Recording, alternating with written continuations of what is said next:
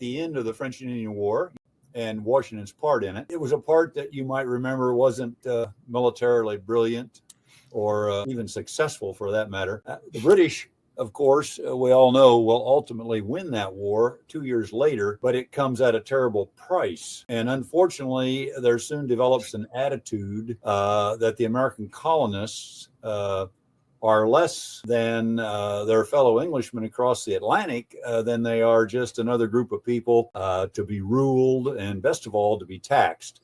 In fact, one historian wrote that a proud and victorious Britain considered, and I'm quoting here, the colony's insistence on the right to consent to the laws that governed them be obsolete. So the Brits weren't having any of this. They wanted money to get their coffers back to the brim.